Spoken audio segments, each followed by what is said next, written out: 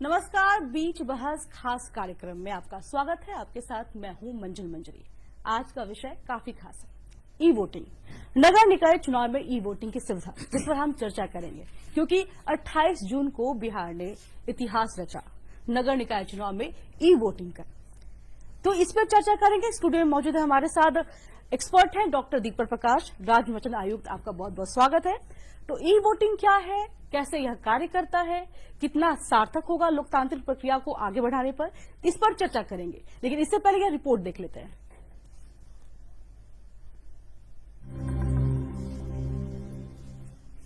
बिहार राज्य निर्वाचन आयोग ने पहली बार ई वोटिंग का उपयोग करके इतिहास बनाया है। देश में ई वोटिंग यानी मोबाइल फोन के माध्यम से वोटिंग कराने वाला बिहार पहला राज्य बन गया है। ई वोटिंग से उन मतदाताओं को लाभ हुआ है जो बूथ पर आने से वंचित रह गए थे। पहली महिला ई वोटर विभा कुमारी और पहले पुरुष मतदाता मुन्ना कुमार बने। इस सफलता के बाद आयोग भविष्य में मोबाइल ऐप की मदद से मतदान प्रतिशत बढ़ाने पर भी विचार कर सकता है। ऑनलाइन से वोट खरीदते दूसरा आदमी को बुला के मेरे गिरा के 2 बच्चा थे ना, नहीं जा पा रहे, तो इसलिए गिराएंगे। ई वोटिंग की शुरुआत बहुत अच्छी है भारत सरकार निर्वाचन आयोग के द्वारा, जिसके द्वारा हम लोग घर बैठे वोटिंग कर सकते हैं। इससे हमें ये फायदा होता है कि हमारा समय बचता है।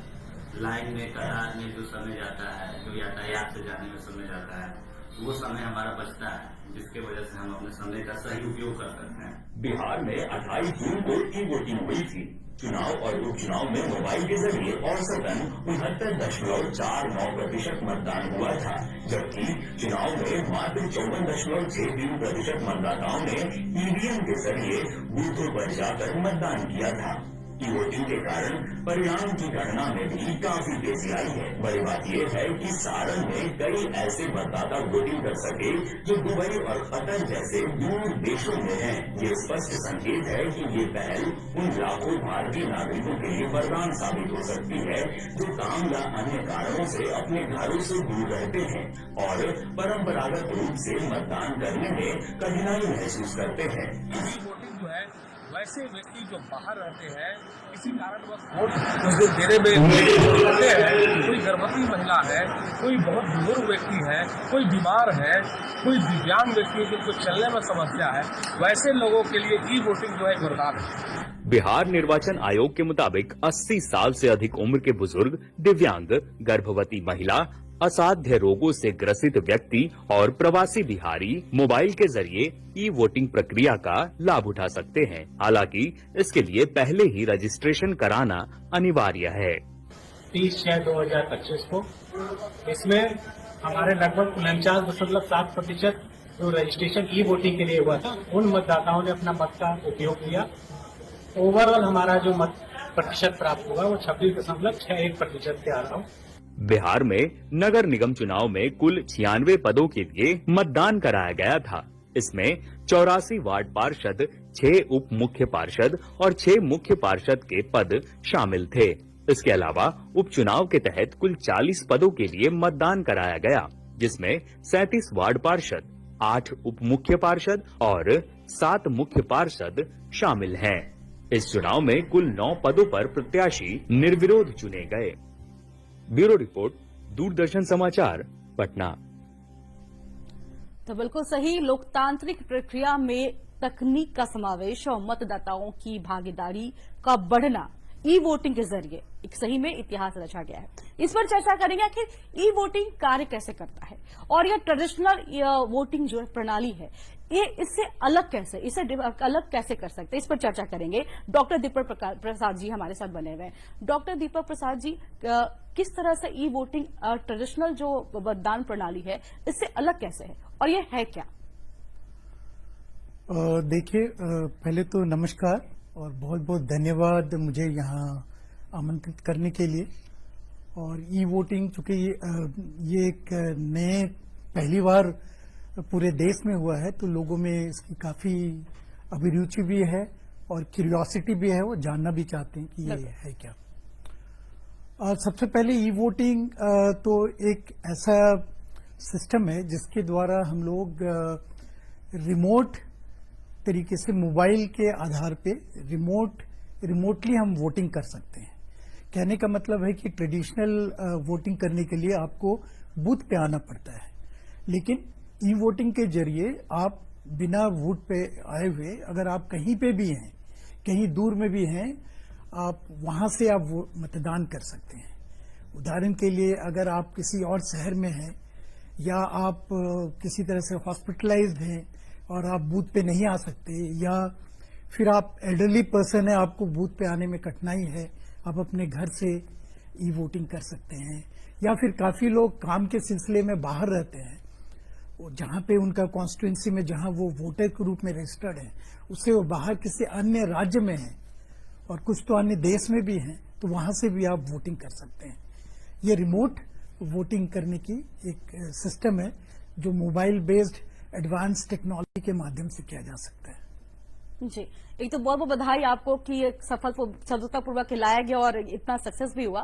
एक यह जानना चाहें कि जब यह लाया गया तो इसके पीछे विचार क्या था, आखिर आइडिया क्या था, क्यों लाया गया, कारण क्या था, आवश्यकता क्या पड़ी ई वोटिंग की, खासकर बिहार के संदर्भ में?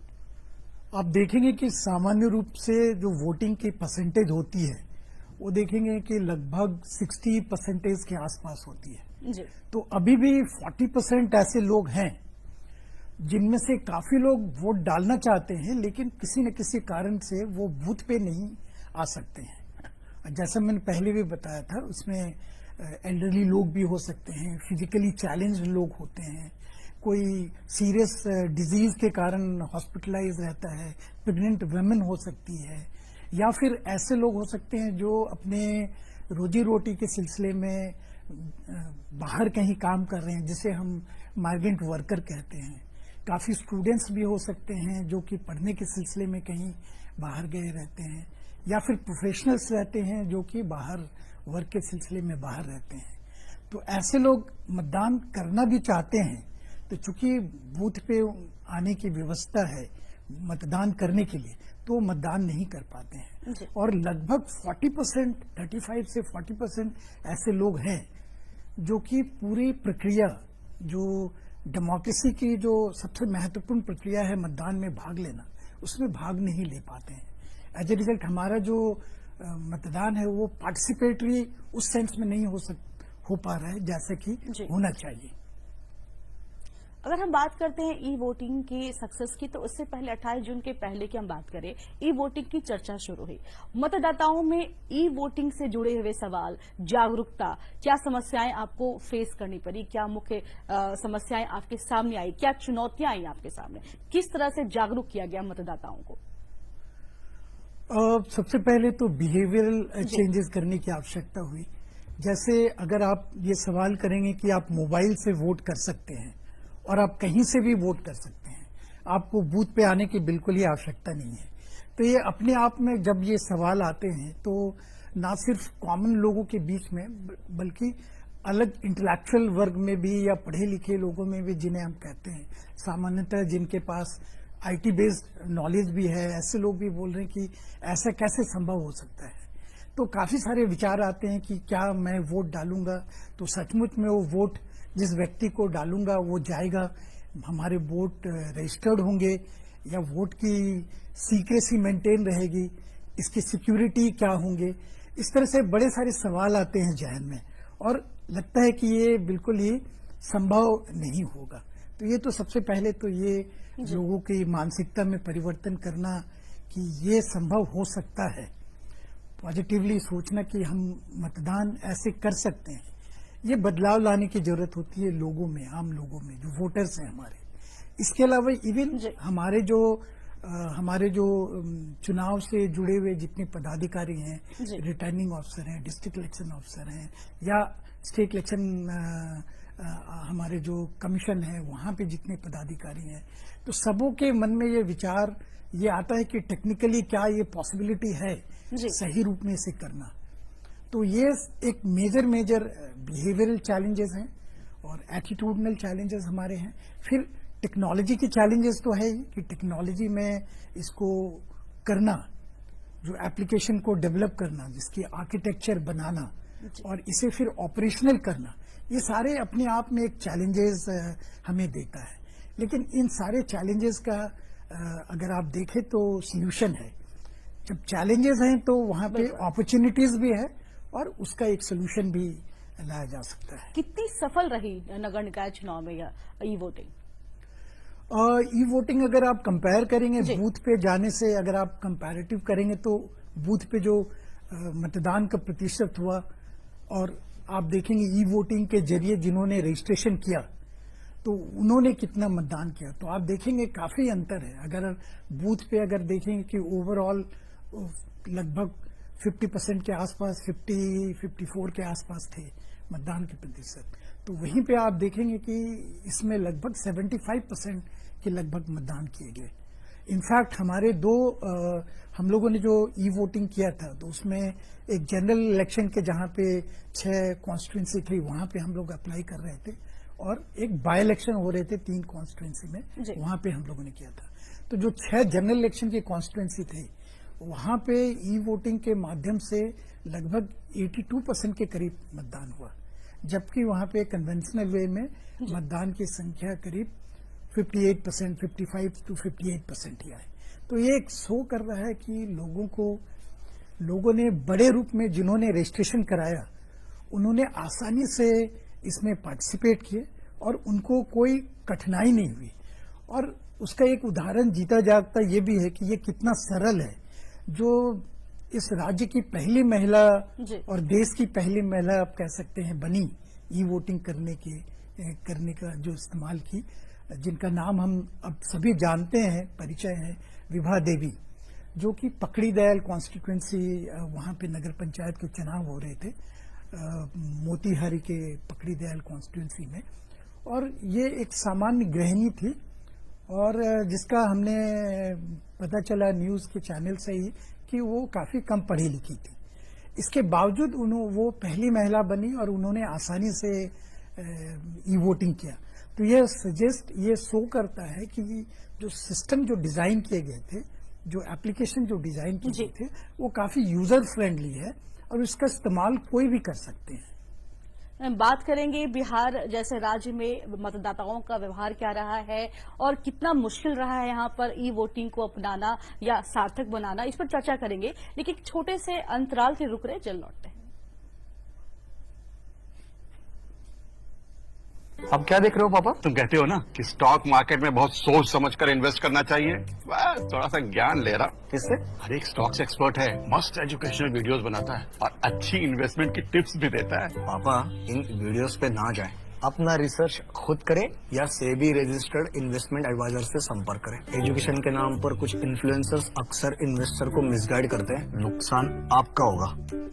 सोच कर समझ कर इन्वेस्ट कर। ब्रेक के बाद आपका स्वागत है। हम बात कर रहे हैं ई वोटिंग के। हमारे साथ बने हुए हैं एक्सपर्ट डॉक्टर दीपक प्रकाश जी हमारे साथ हैं। चलिए हम बात करते हैं बिहार की। बिहार जैसे राज्य की जहां पर मतदाता माइग्रेटेड हैं, पलायन जो सबसे बड़ी समस्या है जिस वजह से मतदान प्रतिशत में कमी देखी गई है। और दूसरा जो सबसे बड़ी समस्या बिहार नहीं पूरे देश में देखी जाती है कि शहरी मतदाताओं का जो प्रतिशत होता है मतदान का, ग्रामीण मतदाताओं की अपेक्षा काफी कम होता है। क्या ई वोटिंग एक सार्थक प्रयास के रूप में या इसे सॉल्यूशन के रूप में देखा जा सकता है? दीपक जी, जैसे कि जो प्रवासी बिहार के हैं, जैसे आपने बताया, जो माइग्रेंट वर्कर जिनको हम लोग बोलते हैं, तो उनके लिए तो एक बहुत बड़ा वेपन है, अदरवाइज तो वोट कर ही नहीं पाते हैं। तो वो तो चूंकि इस बार तो हम लोगों ने पायलट प्रोजेक्ट किया था और हमें समय भी कम मिला था।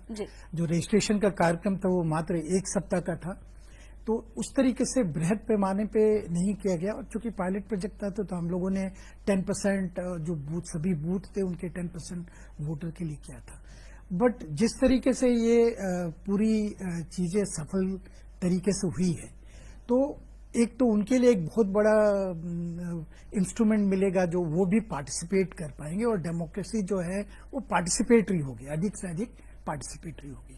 और दूसरा बात जो आपने बताया कि अर्बन वोटर्स में एक तरह से एपैथी रहती है, जिसके कारण वो वोटर्स जिस दिन छुट्टी तो रहती है मतदान के दिन, बट कहीं न कहीं वो बूथ पे नहीं जाना पसंद करते हैं क्योंकि थोड़ी इनकन्वीनियंस रहती है, जैसे लंबी कतार रहती है, कभी कभी वेदर सही नहीं रहता है, ट्रांसपोर्टेशन के उस दिन लॉ एंड ऑर्डर की वजह से कुछ कमियां रहती है, जी। तो इन सब कारणों से वो अपने घर में ही बैठ करके रहना चाहते हैं। तो ऐसे में जब ये हथियार आ जाएगा, जब ई वोटिंग प्रचलन में आ जाएगी जी। मुख्य धारा के रूप में, तो उनके लिए बहुत ही कन्वीनियंट होगा और वो जरूर इसमें ये जो वोटर्स एपैथी जो आपके हैं ये दूर हो जाएंगे और इसमें सभी लोग पार्टिसिपेट करेंगे।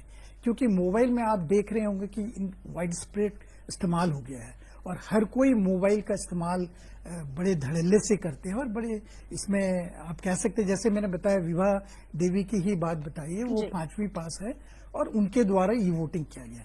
तो हर कोई फिर वोटिंग में पार्टिसिपेट करेगा और डेमोक्रेसी हमारी बहुत स्ट्रेंथन होगी। जी। अगर हम बात करें शहरी क्षेत्रों की, तो ग्रामीण क्षेत्र की बात करनी चाहिए, बिहार की जनता की भी बात करना चाहिए। आपने ई वोटिंग देखा, इसकी सक्सेस रेट को देखा, क्या अब बिहार की जनता ई वोटिंग को अपनाने के लिए तैयार है? दूसरा सवाल भी इससे जुड़ा हुआ है, क्या ग्रामीण क्षेत्र में ई वोटिंग अगर वहां लाया जाएगा भविष्य में भी, तो वहां पर सामाजिक और जो तकनीकी परेशानियां हैं, चुनौतियां हैं, क्या कुछ देखना पड़ेगा? किन किन चुनौतियों का सामना करना पड़ेगा? ये 2 सवाल है। ग्रामीण और शहर, ये जो आप देखेंगे कि अब वो डिस्टिंक्शन ब्लर होता जा रहा है, स्पेशली आईटी के आने जी। पे आप देखेंगे कि अब कनेक्टिविटी जो है वो इतनी ज्यादा हो गई है कि ग्रामीण और शहर के जो डिस्टिंक्शन थे वो ब्लर होते जा रहे हैं और आप देखेंगे कि सोशली भी उसका इम्पैक्ट आपने देखेंगे। तो इसलिए ग्रामीण भी उतने ही, इनफैक्ट ग्रामीण जो है वो ज्यादा अवेयर रहते हैं। पॉलिटिकल अवेयरनेस अगर आप देखेंगे, एपैथी उनमें कम रहती है और ग्रामीण के जो माइग्रेटेड जो वर्कर्स हैं वो ज्यादातर ग्रामीणों से, ग्रामीण क्षेत्र से ही है, इसलिए उनके लिए वो पार्टिसिपेशन करने के लिए बहुत महत्व बढ़ जाएगा और वो इसमें बढ़ चढ़कर हिस्सा लेंगे। तो ग्रामीण में तो इस तरीके से आपके इसके लाभकारी इस तरीके से होंगे। ये ई वोटिंग की बात करें तो यूरोपियन कंट्री एस्टोनिया की चर्चा करना चाहेंगे, जहां पर ई वोटिंग की जाती है और अब बिहार में किया गया, सफलतापूर्वक इसे किया गया। तो क्या बिहार जैसे राज्य, यूपी हैं, कई राज्य हैं यहाँ पर, तो क्या यहाँ ये सार्थक होगा आने वाले विधानसभा चुनाव में या लोकसभा चुनाव में? क्या इसे ई वोटिंग की जा सकती है भविष्य में? देखिए, ई वोटिंग जब हम लोगों ने सार्थक प्रयास किया है जी। तो अब तो ये डिबेट सभी जगह पे ये शुरुआत होगी। हर कोई चाहेंगे कि जो एक तो वोटिंग की जो एपैथी है, वोटर्स एपैथी जिसको बोलते हैं, उसको दूर करने के लिए जो वोटर किसी न किसी कारण से, इलेक्टर जो है वो वोट डालना चाहते हैं लेकिन बूथ पे नहीं आ सकते हैं, जिनकी हमने कैटेगरीज आपको बताया, तो वो सभी जब पार्टिसिपेट करेंगे तो डेमोक्रेसी हमारा मजबूत होगा। तो इसलिए कोई भी इलेक्शन कमीशन जो है वो चाहेंगे कि इसको अपनाएं, जिससे कि वोटिंग परसेंटेज जो अभी देखते हैं जो करीब 60 के आसपास में जाकर के ठहर जाती है, उसमें 40% एक मेजर आपके जो स्टेक होल्डर हैं वो पार्टिसिपेट नहीं कर पा रहे हैं। तो अगर कोई ऐसा तरीका जिसके माध्यम से ये 40% भी जो है पार्टिसिपेट कर सके, तो कोई भी उसे अपनाना चाहेगा और ये बहुत ही रैशनल थिंकिंग होगी कि इसे अपनाया जाए। एस्टोनिया की आपने बात बताई, यूरोपियन कंट्री में एस्टोनिया, जहां पे कि नेशनल इलेक्शन ये वोटिंग के द्वारा किए जाते हैं, हाँ वहां पे ये है कि लोग आईटी एजुकेटेड ज्यादा है, वो आईटी डिजिटाइज कंट्री है और वहां की पॉपुलेशन काफी कम है, लगभग 14-15 लाख के आसपास उसकी पॉपुलेशन होगी। लेकिन मेरा ये कहना है कि जो आईटी के जो प्रयोग हैं वो हमारे देश जहां पे की जनसंख्या ज्यादा है वहां पे ज्यादा सार्थक है, वहां के लिए IT based solution, AI based solution की आवश्यकता ज्यादा अधिक है। जी, तो चलिए यहाँ पर वक्त हो चला एक और छोटे से ब्रेक का, और ब्रेक के बाद हम बात करेंगे कि ई वोटिंग में सुरक्षा के सुनिश्चित करने के क्या क्या तरीके अपनाए जा रहे हैं, क्या अपनाए जाते हैं, और विपक्ष जो ईवीएम को लेकर सवाल उठाता रहा है, अगर हम ई वोटिंग की बात करें तो सुरक्षा को लेकर क्या क्या तकनीकें अपनाई जा सकती हैं। ब्रेक के बाद इस पर चर्चा करेंगे। सर, बीड़ी पुलाव ट्राई करो, मस्त है। कैसा है? अरे उसको काय को बुरता है, टिप्स इग्नोर करने का, अपना दिमाग लगाकर ऑर्डर देने का। मार्केट का स्टॉक टिप्स बहुत लोग देता है, डेंजरस हो सकता है। कंपनी और रिस्क पूरा समझने का, फिर इन्वेस्ट करने का। समझ कर इन्वेस्ट कर।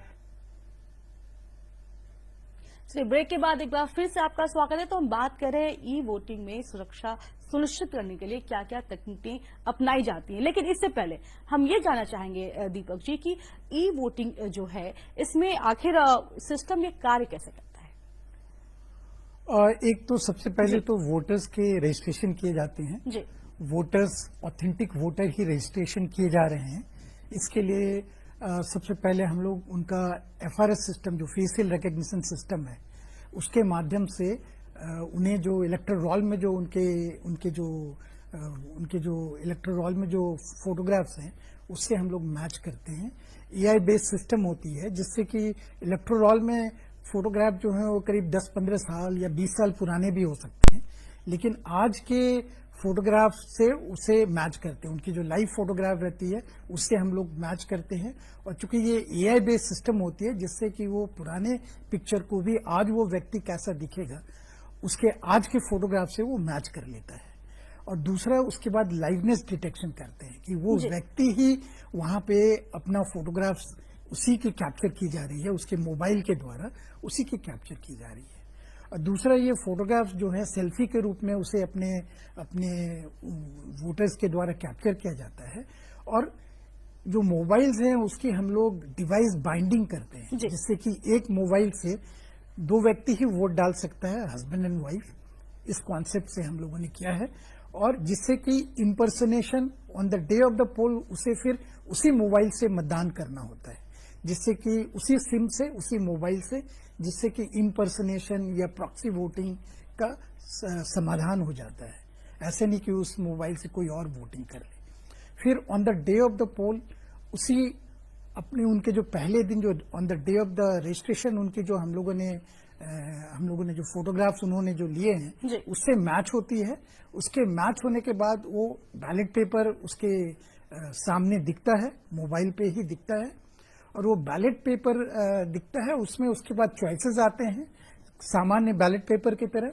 वो उसे फिर उसमें चुनाव करते हैं, किसे उसने मतदान देना है, उसे कंफर्म करने का इंस्ट्रक्शन आता है कि अगर वो उसे कंफर्म करने चाहते हैं, क्योंकि कभी कभी ऐसा होता है कि कोई हड़बड़ाहट में सही व्यक्ति का चयन नहीं करता जो उसका मनपसंदीदा कैंडिडेट है और किसी और पे लगा देता है। तो यहाँ पे उसे ऑप्शन रहता है कंफर्म करने का।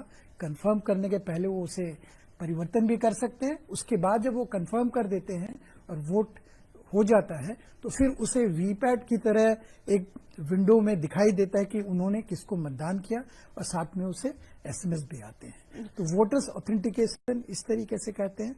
और अब जो वोटिंग जो है वो उनकी इनक्रिप्टेड वोट होती है जी, और वो वोट इनक्रिप्टेड फॉर्म में इसमें ब्लॉकचेन सिस्टम का भी नाम आ रहा है, जिसमें प्राइवेसी को सुरक्षा को सुनिश्चित करने की क्या उपाय किए जाते हैं। एग्जैक्टली जो वोटिंग जो उसके बाद इंक्रिप्टेड फॉर्म में होती है वो ब्लॉकचेन सिस्टम से उसकी स्टोरेज होती है, जिससे कि उसकी सीक्रेसी बरकरार रहे और उसकी सिक्योरिटी भी बरकरार रहे।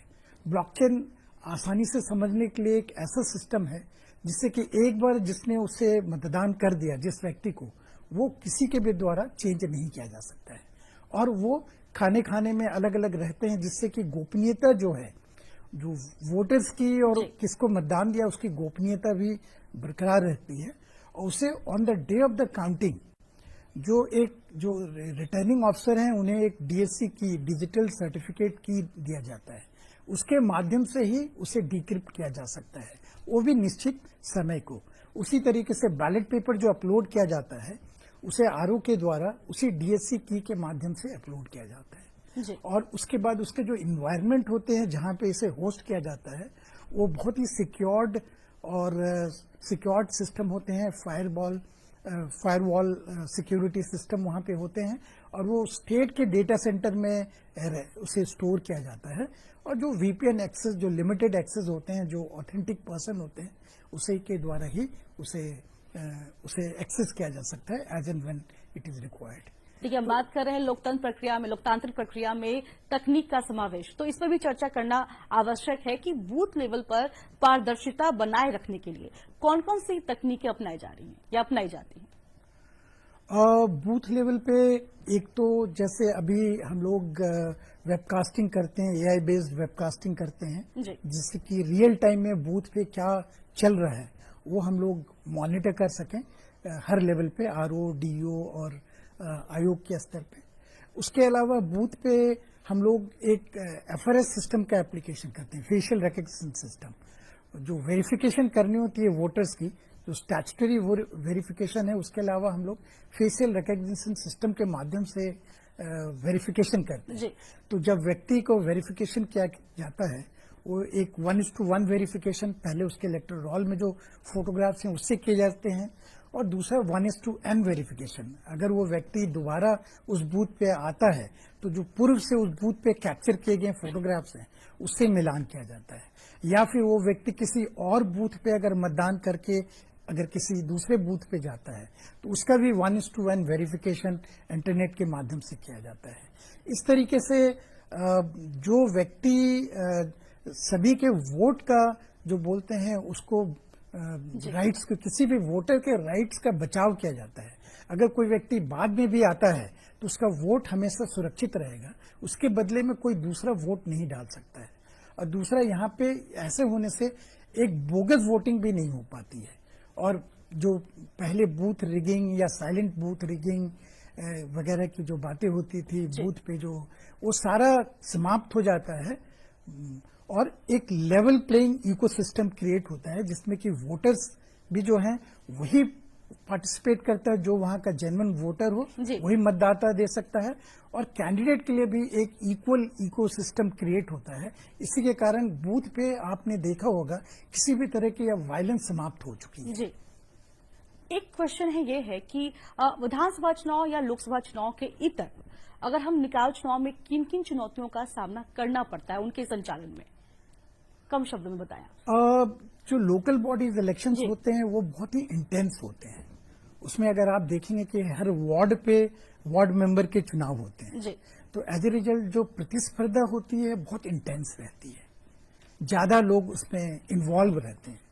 एक तो ये है। दूसरा, लोकल सिस्टम में क्या है कि लोग चूंकि डायरेक्टली वो पार्टिसिपेट करते हैं गवर्नेंस में, तो उनकी इन्वॉल्वमेंट इस कारण से भी वो ज्यादा इंगेज रहते हैं।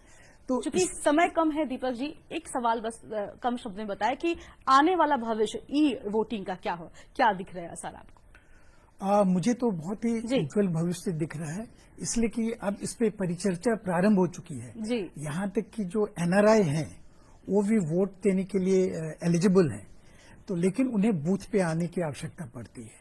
ई वोटिंग के आने से जितने भी कैटेगरी है उनके अलावा एनआरआई भी अब चाहेंगे कि ई वोटिंग आए, जिससे कि जितने भी लोग हैं और जितने भी मैंने पहले बताया वोटर्स एपैथी समाप्त हो, और जो लोग बूथ पे नहीं आते हैं वो भी पार्टिसिपेट करें, और डेमोक्रेसी हमारा मजबूत हो, क्योंकि जितने ज्यादा लोग इसमें पार्टिसिपेट कर पाएंगे उतनी ज्यादा ही सही रूप में डेमोक्रेसी। बहुत बहुत शुक्रिया आपका डॉक्टर दीपक प्रसाद जी, आपने हमारे दर्शकों को इतनी अच्छी जानकारी दी। ई वोटिंग क्या है, ई वोटिंग को बहुत विस्तार पूर्वक बताया। बिल्कुल सही, यह लोकतंत्र में सर्वोपरि समावेशी मतदान के आदर्शवाद का समर्थन करता है, और साथ ही लोकतंत्र में तकनीक का समावेश, और साथ ही मतदाताओं की भागीदारी को बढ़ाता है और एक नए युग का सूत्रपात भी करता है। तो बीच बहस में फिलहाल इतना ही, दीजिए इजाजत। नमस्कार।